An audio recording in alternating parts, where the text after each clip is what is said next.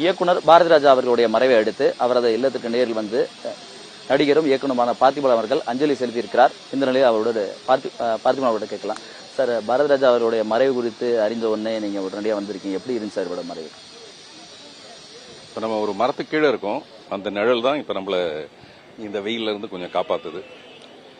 இப்படி இன்னைக்கெல்லாம் என்ன மாதிரி நிறைய இயக்குநர்கள் சொகுசா இருக்கிறதுக்கு காரணமே வந்து பாரதி ராஜாங்கிற ஒரு மரம். வழக்கமா ஆலமரத்தை உதாரணமா சொல்லுவாங்க. அவர் வந்து அந்த ஆளை வந்து நம்ம மரமா சொல்ல முடியாது, அவர் சூரியனா சொல்லணும். இளையராஜா சொல்லியிருக்காரு, நிழல் தருவது மரம் அல்ல சூரியன் அப்படின்ட்டு.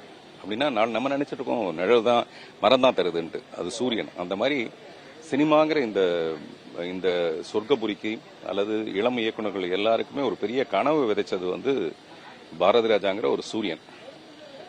77க்கு அப்புறம் வந்த எல்லா இயக்குநர்கள்கிட்டையும் அவருடைய சாயல் இல்லாம இருக்கவே இருக்காது. பொதுவா ஒரு குழந்தைக்கு அப்பாவுடைய சாயல் இருக்குங்கிறத பயங்கரமா பார்ப்போம், அப்பா மாதிரி அப்படியே இருக்காருன்னு. ஆனா 77க்கு அப்புறம் வந்த எல்லா இயக்குநர்களுக்கும் அவருடைய சாயல் இல்லாம இருக்கவே இருக்காது. அது வந்து பாலச்சந்தர் சார் உட்பட அவர் சொன்னார் எனக்கு அவருடைய பாதிப்பு இருக்குன்ட்டு. அப்படி ஒரு மிகப்பெரிய பாதிப்பை ஏற்படுத்திட்டு போன ஒரு இயக்குனர். தமிழ் திரை வரலாற்றை பொறுத்த வரைக்கும் பாரதிராஜா அவருடைய இடம்ன்றது எந்த வகையில் இருந்திருக்கு? அவருடைய பங்களிப்பு நீங்க சொன்னீங்க, அந்த வரலாற்றுல திரைத்துறை வரலாற்றுல இயக்குநர்கள் என்ற இடத்துல இவருக்கு எந்த இடம்? சில பெயர்கள் வந்து அப்படியே பதிஞ்சு போயிடும். அது நம்ம தூக்கத்தில் எழுப்பி கேட்டாலும் அந்த பேர் தான். இன்னைக்கு காலையில வந்து எனக்கு நண்பர் சிவசங்கர்னு ஒருத்தர், ஐஓ சிவசங்கர்னு, அவர் இன்னைக்கு காலையில நான் மாண்புமிகு முதல்வரோட இருக்கிற ஒரு போட்டோ, சமீபத்தில் எடுத்த ஒரு போட்டோ பார்த்துட்டு, சார் ஜம்மு நீங்க ஹீரோ மாதிரி இருக்கீங்க, பாரதிராஜா பார்த்தாருன்னா உங்களை ஹீரோவாக்கி படம் எடுப்பாரு அப்படின்னு இன்னைக்கு காலையில 7:32க்கு அவர் எனக்கு போன் பண்றாரு. அவருக்கு தெரியாத ஒரு மறைஞ்ச செய்தி. நான் கேட்க நான் ஆல்ரெடி அந்த சோகத்துல இருக்கேன், நான் வெடிச்சு சிதறேன்.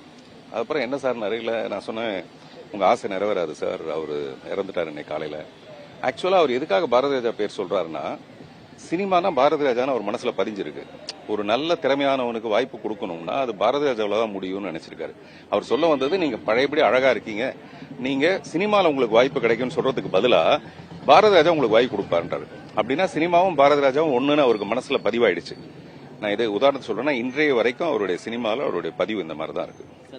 திரைத்துறையில பாரதிராஜா அவரோட படைப்புல மிகவும் முக்கியமான படைப்பா நீங்க பாக்குறது இது? இந்த படைப்பு மிகப்பெரிய ஒரு இன்ஸ்பிரேஷன் அல்லது இது வந்து ஒரு தமிழ் திரையுலகையே மாத்தினது அந்த மாதிரி நீங்க பாக்க? இல்ல, நிச்சயமா 16 வயதுல. அதுக்கப்புறம் அவர் வந்து எத்தனை சிறப்பான படங்கள் பண்ணியிருந்தா கூட அந்த 16 வயதுங்களே ஒரு படத்தை ஏற்படுத்தின அந்த தாக்கம் வந்து இன்னமும் நல்லா ஞாபகம் இருக்கு. தமிழ் சினிமாவை புரட்டி போட்டது. அதுக்கப்புறம் நம்ம என்னாச்சுன்னா, பாரதிராஜா படங்கள் இப்படி இருக்கும் நமக்கு ஒரு எதிர்பார்ப்போட பார்க்க ஆரம்பிச்சோம். அது முதல் மரியாதையோ புதிய வார்ப்புகளோ என்னவா இருந்தாலும். ஆனா 16 வயதில் ஏற்படுத்தின பாதிப்பு தான் மிகப்பெரிய ஒரு பாதிப்பு நான் நினைக்கிறேன்.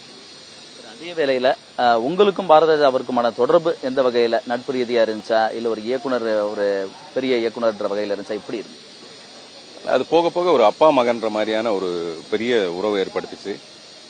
நான் தான் பாக்யராஜ் சார் தான் அவருடைய நேரடி உதவியாளர். நான் வந்து அவருக்கு கீழே இருந்தவன். ஆனா எப்பவுமே எப்படி தோணும்னா, நான் தான் அவருக்கு நேரடியான உதவியாளர் மாதிரியான ஒரு நட்பை எங்களுக்குள்ள நாங்க ஏற்படுத்திக்கிட்டோம்.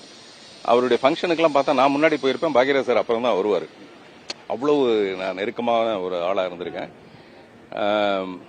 உனக்கான உயரத்தை நீ இன்னும் அடையல அப்படின்னு அப்பப்ப சொல்லுவாரு. இந்த திரையுலகம் உனக்கான உயரத்தை இன்னும் கொடுக்கல அப்படின்னு சொல்லுவாரு.